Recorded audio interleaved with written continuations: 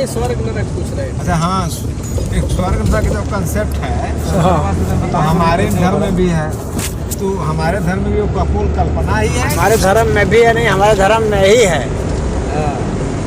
तो मान लो उन लोगों ने भी ऐसा कहा है तब कह रहे हैं। नहीं तो उनके यहाँ उनको दूसरा कहा जाता है, जैसे कि इस्लाम में जो है जन्नत जहन्नम का है, ईसाई सब कहते हैं हेवन और हेल।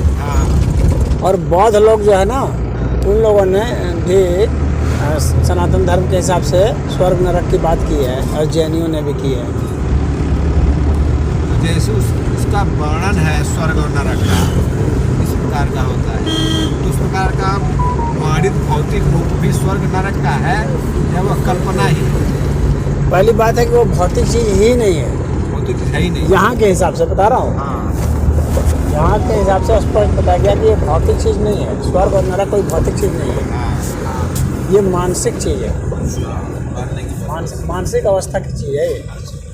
क्योंकि दुख और सुख जो है ना मन ही महसूस करता है। दुख और सुख जब मन महसूस करता है ना, तो मन का ही यह आयाम है स्वर्ग और नरक। हाँ, और स्वर्ग और नरक में भी उसमें भी दो चीज़ें हैं। एक जो है ना, एक तो वह है जो कि मानसिक अवस्था वाली चीज़ है, और एक है जो आत्मिक अवस्था वाली चीज़ है। उसमें नरक नहीं रहेगा, उसमें सिर्फ जो है स्वर्ग रहेगा। मानसिक अवस्था वाले में स्वर्ग और नरक दोनों रहेगा। जो मृत्यु के बाद कल्पना है आत्मा के रूप में, उसका कितना था? मृत्यु के बाद की मतलब नहीं है, प्रश्न उठता है यहाँ मृत्यु किसको माना जाता है, पहले आपको तो ये समझना पड़ेगा। यहाँ मृत्यु कहाँ किसको जाता है? अपने भाई का शरीर निष्प्राण हो जाना ये हम लोग मृत्यु मानते हैं। हाँ, तो सब एक समान है। हाँ, तो इतना को मृत्यु नहीं कहा जाता, खाली इतना ही मृत्यु नहीं है। हाँ, मृत्यु तो हम लोग की हर क्षण होती है, मृत्यु हर क्षण है।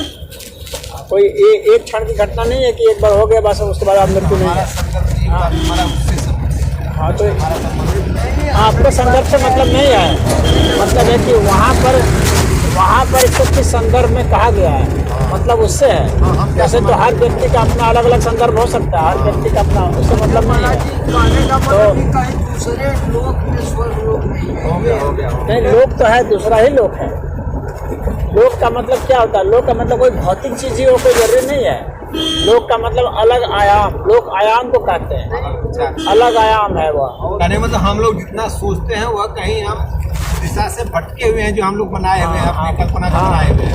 आप अपने से कुछ सोच लीजिए, वो बात अलग है, लेकिन वहाँ कहा गया है वह एक अलग आयाम है, और वो लेकिन वो है मन का ही आयाम है, वह मन का ही आयाम।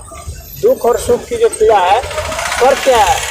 स्वर्ग का मतलब हो गया हम सुख को अधिक से अधिक जितना मैग्नीफाई कर सकते हैं, बड़ा कर सकते हैं।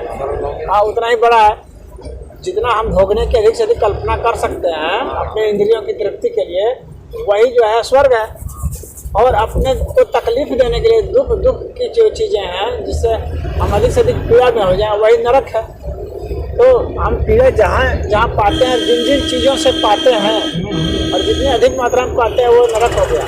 तो हमारा दिमाग जितना भी ऐसी स्थिति में जा सकता है, मतलब चाहे हम कल्पना करके चले जाएं, चाहे हमको किसी स्थिति में उसको प्रेशर से वहाँ पर ले जाया जाए, समझ गए, वो सब नरक के तहत ही आएगा। इसका मान हम थोड़ा ये निकालें कि जो पाप कर्म के आधार उस पाप का ये सजा मिलती है मरने के बाद, उसका ये आशा है कि उस पाप से वैसी सजा आपको जीते जी ही मिलेगी। असल में पाप पहले नहीं बना है, पहले सजा ही बनी है। हाँ, सजा के हिसाब से ही हम लोगों ने पाप निर्धारित किया। अच्छा, यानी वेदना के हिसाब से हम लोगों ने पाप निर्धारित किया कि किन किन चीज से दर्द होता है, जिन चीजों से दर्द होता है वैसे वैसे कर्म को पाप कर्म कहा गया। ये चीज है पाप है। दर्द ही निर्धारित करता है कि कौन सा पाप है, कौन सा पाप नहीं है। अगर किसी चीज से हमको दर्द नहीं होता है तो वो कोई पाप कर्म नहीं, हमको या किसी को भी दर्द अगर नहीं होता तो। और स्वर्ग का मतलब है कि जिससे हम लोग को सुख मिलता है या अन्य को सुख मिलता है, वह तो उसके हिसाब से ही स्वर्ग निर्धारित है। न कि ये नहीं है कि हम ये करेंगे तो हमको स्वर्ग मिलेगा, ऐसा नहीं है।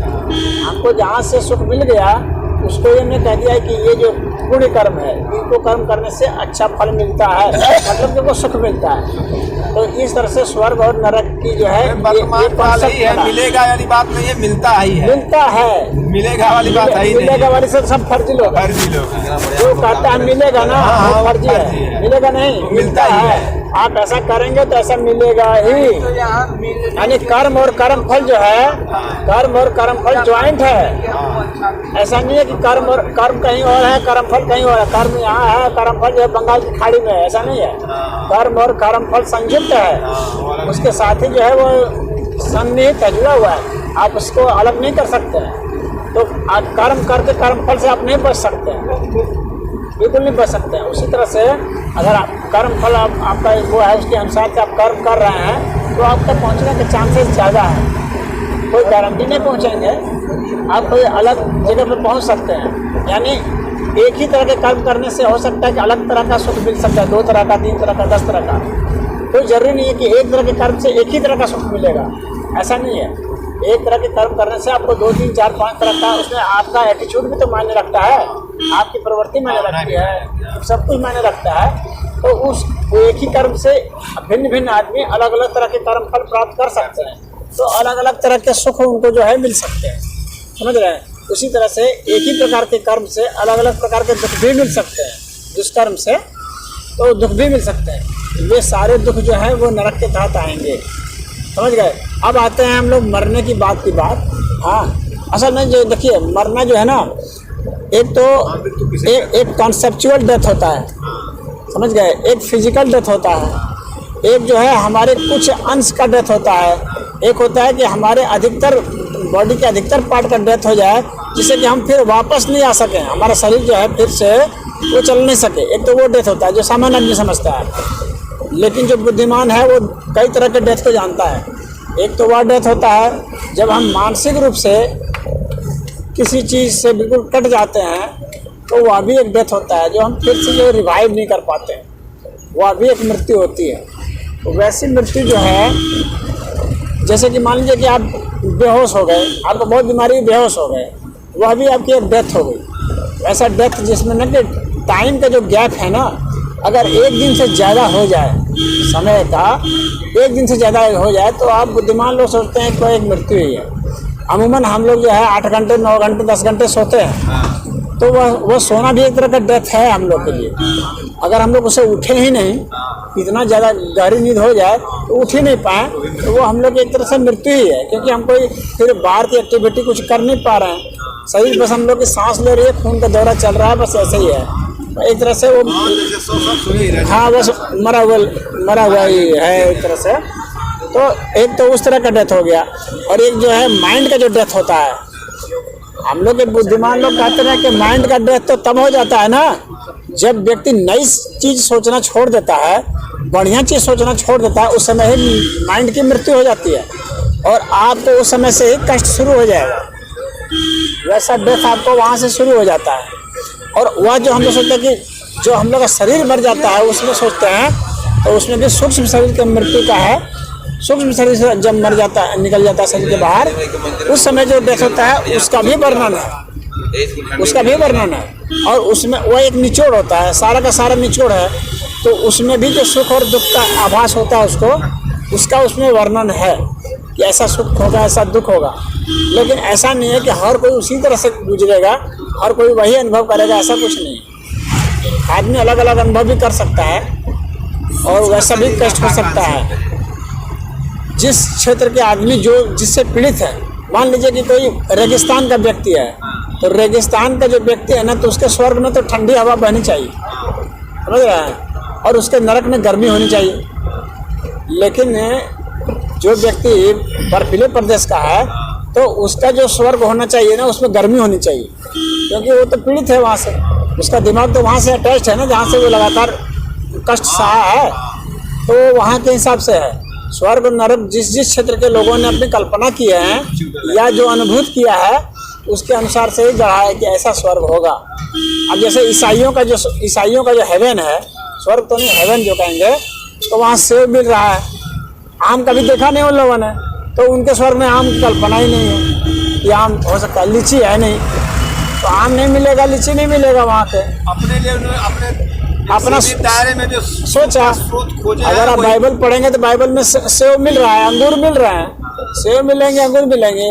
आम और केला सोचेंगे और लीची सोचेंगे और चीकू सोचेंगे खाने को मिले, तो वो नहीं मिलने वाला वहाँ स्वर्ग में, समझ रहे हैं। इसका मतलब वहाँ के लोगों की वह कल्पना है। हाँ, उन लोगों ने उसी से सुख प्राप्त किया अधिक से अधिक। सेब ही उनके लिए बढ़िया था, तो बस के लिए वाइन पीता है, बस वो वही करेगा ना, वही करेगा। तो सुख की वैसी कल्पना है। और कुछ लोग जो है, जो अत्यधिक जो है, जिन लोगों को ये सब सब उपलब्ध थे, उन लोगों ने क्या कल्पना की, उन लोगों ने टाइम का कल्पना किया। उसमें टाइम का मतलब है कि हमने सोचा और अभी उपलब्ध हुआ। तो हिंदुओं का जो ग्रंथ है ना, इसमें स्वर्ग का आप देखेंगे तो ऐसा है, यहाँ टाइम की कल्पना है, क्योंकि यहाँ खाने पीने को चीज़ की कमी थी नहीं। तो इन लोगों ने सोचा कि, लेकिन उसको प्राप्त करने में समय लगता था। अनेक कल्प वृक्ष के नीचे बैठेंगे और सोचेंगे और उपलब्ध हो जाएगा, समझ रहे हैं। इन लोगों ने टाइम को बहुत छोटा कर दिया, मन के हिसाब से कर दिया कि सुख तब है जब हम मन के मुताबिक तुरंत प्राप्त हो जाए। अभी सोचो, अभी गाड़ी अभी आ जाए, अभी तुरंत गाड़ी आ जाए। तो इनका स्वर्ग जो है हिंदुओं का ऐसा है, लेकिन वही ईसाइयों का स्वर्ग वैसा नहीं है।